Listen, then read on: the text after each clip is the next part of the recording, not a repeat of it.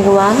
We are from Group 2 and we would like to interview some of the technology information staff at the Riau Islamic University Library. And before that, let me introduce ourselves. My name is Nazwa Salsabila. My name is Nofriani Karistin Zega. My name is Syamsia Alayati. My name is Febriani. My name is Dwi Susilawati. And let's watch the video.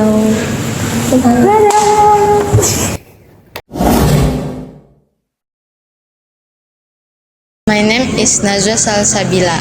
I will asking about SOP implemented in the IT department in serving students. Yang pertama, apa saja SOP yang diterapkan di bagian IT dalam melayani mahasiswa di perpustakaan ini? SOP untuk melayani mahasiswa itu membantu mahasiswa mencari referensi skripsi di website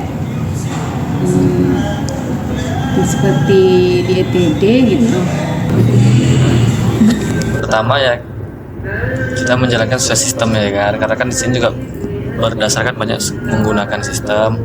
Yang pertama itu sistem harus berjalan. Yang kedua, kita harus ngerti gimana prosedurnya atau alurnya sistem itu berjalan. Terus yang ketiganya itu bagaimana kita bisa memberi pemahaman kepada tim yang lainnya sedang di luar IT, cara penggunaan, ya kan. Kemudian jika ada trouble sedikit, gimana cara perbaikannya. Namun jika tidak terhandle sama mereka, baru kami turun dan kami cek kerusakannya seperti apa. Nah kan di IT ini banyak, ada yang sistem, ada yang soft, ada yang hard. Kalau yang soft itu yang kayak by system, ada database, jaringan, banyak itu kan. Kalau yang hard itu seperti PC, kalau PC ada yang rusak, printer dan sebagainya itu kan. Nah, kita harus sikap tanggap. Nah, terus kemudian kalau berdasarkan dari kinerja, sebenarnya jauh lebih banyak kinerja kami. Cuma kan kita harus bisa mengajari tim teman-teman lainnya gimana cara penanganannya gitu kan. Mungkin itu aja sih SOP yang saat ini berlaku. Ada lagi? SOP dan SOP saya kan SOP saya berada di bagian ETD atau bisa dibilang electronic thesis. Saya akan mahasiswa akan mendaftar untuk mengakses materi tersebut. Setelah mereka mau mendaftar, mereka mau konfirmasi ke saya, lalu saya aktifkan akunnya. Setelah itu saya akan mengajarkan cara mereka menggunakan materi tersebut. Setelah mengajarkan mereka, lalu saya menginstruksi mereka kalau misalkan ada file yang error atau yang skripsi yang dicari tidak ada, kasih tahu ke saya agar ETD bisa diakses.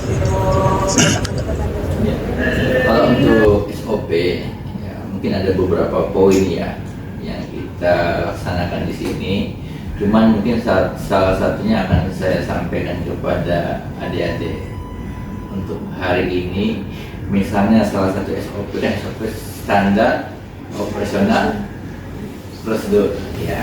Mungkin yang pertama kita misalnya merujuk ke ini ya, ke ETD, ke bagian sistem. ETD itu biasanya kan salah satunya SOP-nya yang pertama pastinya mahasiswa mempunyai akun untuk bisa melihat file skripsi yang ada di ETD. Mungkin yang kedua, yang akun tadi akan sebelum bisa harus diverifikasi oleh tim atau operator yang bertugas untuk memverifikasi data tersebut, apakah itu yang mendata betul-betul mahasiswa atau tidak. Dan mahasiswa itu untuk saat ini standarnya itu harus atau wajib datang ke perpustakaan untuk diberikan validasi. Nah, kemudian untuk validasinya itu sendiri kita berikan batas waktu, misalnya 1 minggu atau 2 minggu atau 1 bulan, biar semuanya bisa terkontrol, lebih kurang seperti itu. Nanti setelah verifikasi, nah mahasiswa silakan login login ke ETD itu sehingga bisa melihat file skripsi yang ada di ETD. Lebih kurang seperti itu. Salah satu contoh.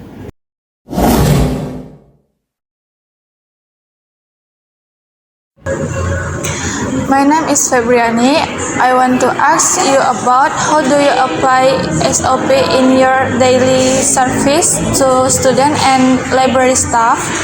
Terus perkenalkan, nama saya Febriani dari jurusan Administrasi Publik. Bagaimana penerapan Ibu dalam SOP dalam melayani sehari-hari kepada mahasiswa dan staf perpustakaan? SOP-nya membantu mahasiswa untuk pencarian referensi di sistem perpustakaan di website. Staf dan mahasiswa atau staf aja? Staf perpustakaan dan mahasiswa. Staf aja. Kalau penerapan SOP ke staf itu mungkin untuk bagaimana cara penggunaannya aja, penggunaan sistem baru gitu kan. Misalnya ada yang baru launching itu kan kita harus ada namanya kayak sebelum launching sistem itu kayak kami ada rapat itu kan diinformasikan gimana sih cara tutorial gimana cara penggunaannya itu pasti ada. Namun jika sudah ada tutorial terus nanti ada kendala bagi staff masih belum ngerti atau ada trouble, pasti ada trouble itu. Kalau sistem baru kan masih ada yang trouble, nah kita turun juga, kita ajari juga seperti itu. Udah, gitu aja. Penerapannya sejauh ini bisa dibilang aman, semua terkendali dan lancar-lancar aja sih. Terima kasih. Ya. Kalau untuk penerapannya mungkin salah satunya agak masih ini ya, bisa disonding dengan yang tadi. Kalau untuk penerapannya pastinya kita sebelum itu kita kumpulkan atau kita berikan arahan kepada salah satu staf atau operator yang bertugas bagaimana standar SOP tadi berjalan sesuai dengan alur yang sudah kita buat. Yang kayak tadi misalnya sebelum ini kita berikan nanti untuk standarnya atau prosedurnya mahasiswa itu harus read dulu ya, kemudian nanti operator adminnya jangan lupa untuk memverifikasi, nanti dicek dulu datanya betul atau tidak. Nah di situ kan nanti ada tanggal lahirnya itu mungkin bisa ditanyakan, maksud identitasnya bisa dilihat dari KTM atau yang lainnya, mungkin seperti itu. Kalau yang lainnya ya pastinya kalau untuk staf yang lainnya pasti kita memberikan juga arahan. Nanti kalau misalnya ada yang mahasiswa yang ingin bertanya mengenai ETD atau yang sejenis berhubungan dengan teknologi, sebelumnya kita bekalin dulu, kita berikan arahan. Ini seperti itu. Ya, sama-sama.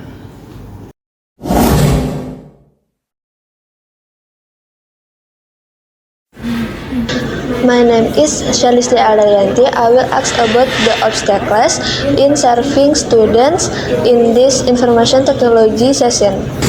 Baik Bu, perkenalkan nama saya Shalistri Aldayanti dari Fakultas Fisipol. Jadi saya akan menanyakan apa halangan atau kendala Ibu dalam melayani mahasiswa pada bagian teknologi information ini. Kalau sejauh ini halangan untuk melayani mahasiswa belum ada. Belum ada halangan. Jadi kalau ada mahasiswa datang gitu, paling menanyakan referensi ini gitu kan. Itu bisa dicari di website TD juga bisa. Halangannya nggak ada sih. Paling kendala yang paling besar itu mati listrik, mati jaringan. Selebihnya insya Allah aman. Karena kita tahu kan itu paling vital kan, gimana kita melayani kalau seandainya 2 itu mati gitu kan. Kalau seandainya ya kita tahu lah kan, gimana SDM kita saat ini di sini kan nggak kayak yang disebut tadi negara Cina kan, orang tuh perfect kan. Kita mati listrik aja ada kendala semua itu aja kendalanya, bingungnya. Bangkam dengan cepat, jadi kita harus mengulang lagi untuk mengajarkan menggunakan ETD itu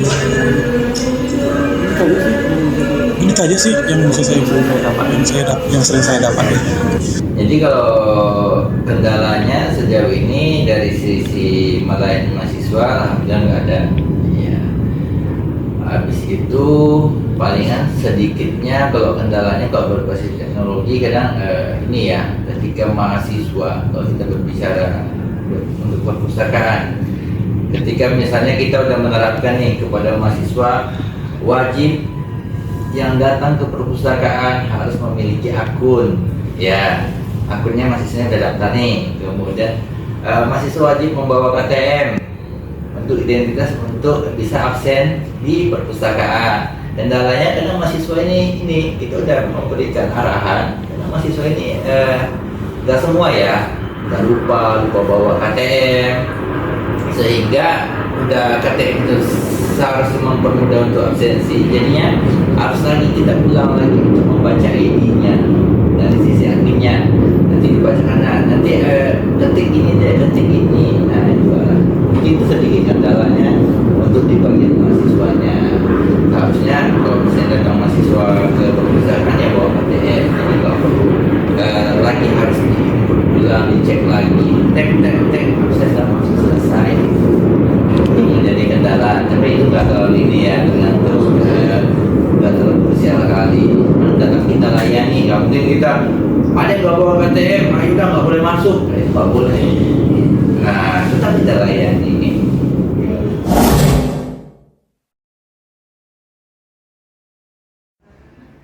My name is Nofriani Karistin Zega, and my question is, if problems occur, for example, a system failure at the library, what is the first step you take?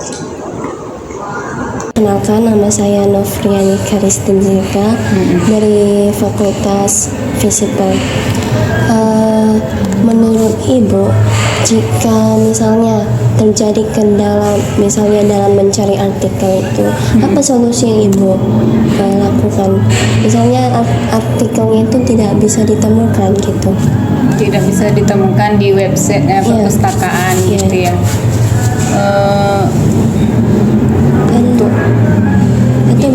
Bisa ada fisiknya, ada sih sebenarnya. Dia seperti skripsi ya, bukan artikel jurnal gitu kan. Kalau artikel jurnal itu bisa di sistem kayak Sinta gitu, Garuda juga bisa, atau jurnal-jurnal internasional juga bisa ditemukan. Berarti selain di website itu masih ada solusi lain mencari? Iya, ada di jurnal prodi juga ada. Karena udah terintegrasi di situ, di sistem perpustakaan udah terintegrasi sama jurnal prodi. Baik Bu, terima kasih Bu. Nah, alhamdulillahnya di sistem kita ini udah ada sistem backupnya otomatis. Jadi walaupun kita sudah mati listrik, yang pertama itu kan terbackup. Kedua, di UIR ini ada genset. Nah, kalau listrik itu masih bisa teratasi sama genset. Nah, yang kendala yang paling vital itu jaringan. Karena kan kalau seandainya mati jaringan itu, mati listrik itu jaringan tempat kita ini mati semua. Nah, sedangkan genset itu dia lingkupnya skopnya kecil. Di tempat tempat kita listriknya hidup, tapi jaringan nggak hidup. Itu. Tapi kalau seandainya kita tetap bisa ngerjain karena sudah terbackup otomatis. Seperti itu. Ya itu saja, terima kasih. Solusi kalau jaringan sih pasti solusinya kita langsung hubungi dari bagian Subkokom, kita pasti langsung menghubungi. Kedua, kalau misalkan mahasiswanya masih belum mengerti, ya paling saya ajarkan lagi penggunaannya, atau saya saya kan menjaga ruang multimedia juga, jadi saya suruh mahasiswanya buka trik komputer sana, saya ajarkan dari awal sampai dia ngerti. Iya. Untuk menyelesaikan masalah tadi sudah saya sedikit sounding dengan tadi ya. Mungkin ada mahasiswa itu, ayo udah deh coba sebutkan NPM-nya atau namanya, atau kita lihat KTM ininya KTM kita atau yang lainnya, kita cek kemudian kita sesuaikan, karena ID di KTM itu berbeda ya, dia mempunyai ID tersendiri. Biasanya kan kalau ID mahasiswa itu kan dari NPM, Nah itu dilihat dari ID-nya, karena setiap identitas dari kartunya itu berbeda.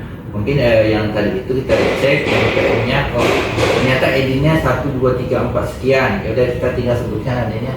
Dia coba diketik di sini di absensinya itu manual, ketik 1, 2, 3, 4. Nah enter dan langsung terbaca. Itu solusi untuk mengganti KTM ID-nya tadi. Seharusnya ID yang tadi KTM itu di sini berbeda. Kita nggak hafal nih, nggak tahu nih kan, kok kita bisa melihatnya dari sistem aja, ya kan? Makanya kalau kita lihat MP-nya berapa, nanti si adminnya mengirimkan ke si mahasiswanya untuk mengerti di situ. Itu solusinya kita berikan. Nah, mungkin kita suruh pulang. Nah, cuman nanti ke depan tetap kita ingatkan, jangan lupa membawa KTM-nya. Jadi KTM yang paling penting ya. Iya, kalau kita ini KTM itu kalau sebagai mahasiswa sama kayak KTP, identitasnya. Nah, Ya, baik saja. Terima kasih. ya sama-sama. Nah, itu lagi. Boleh.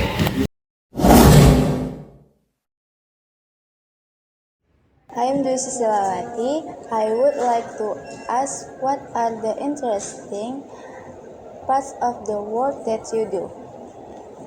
Bu, perkenalkan nama saya Dwi Susilawati dari Fakultas Ilmu Sosial dan Politik. Saya di sini ingin bertanya, bagian mana saja sih yang menarik dalam pekerjaan ini, Bu? Dalam pekerjaan saya yang menarik itu yang saya kerjakan sekarang yaitu bagian repositori input karya ilmiah dosen sama input tesis mahasiswa. Ya. Itu saja, Bu? Iya. Terima kasih, Bu. Yang menarik dalam pekerjaan ini, pertama saya lebih suka di bagian database, server, terus kemudian sistem itu tapi bukan yang sistem yang sudah jadi, tapi sistem namanya backend, bukan sistem itu. Itu lebih menarik kalau bagi saya. Makanya di sini saya kerja itu sebenarnya mobile. Di mana saja saya duduk atau apa tuh saya tetap saya kerjakan. Itu sudah ada trouble atau apa, by phone aja kadang mereka kan ini ada rusak ini saya yang dari jarak jauh. Tapi yang lebih sukanya database dari lampu belakang sistem itu. Itu saja. Menarik. Ya. Semuanya menarik. Tambah lagi saya juga memegang sosial media pustaka. Jadi bisa dibilang saya selalu membuat konten-konten untuk IG pustaka. Itu salah satu hal yang menyenangkannya. Kedua, saya bisa berinteraksi dengan orang-orang, dengan mahasiswa, dengan staf dan lainnya. Itu aja. Itu aja. Terima kasih, Pak. Kalau pekerjaan itu semuanya menarik kalau kita menikmati. Nah, ketika kalau ada pekerjaan kita ada dongkol duluan, kita nggak suka duluan, pasti semuanya nggak akan menarik. Namun kalau kita berbicara tentang sekarang ini, tupoksi saya sebagai Kasubag Sistem Informasi dan Teknologi yang berhubungan dengan teknologi ya salah satunya. Karena kenapa saya ini salah satunya kan bilang teknologi.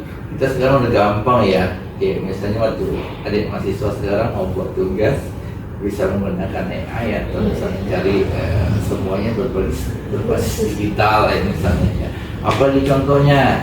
Misalnya ada ya tugas yang lain-lainnya. Kalau misalnya buat laporan, kalau KPPN kan ada pembuatan laporan tuh.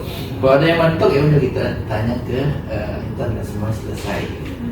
Apa yang penting menariknya itu tadi semua ada di genggaman, tergantung kita moodnya. Ingin nggak mencari, mau nggak mencari solusi. Makanya kalau misalnya udah nggak ini ya pasti nggak menarik bekerja gitu ya.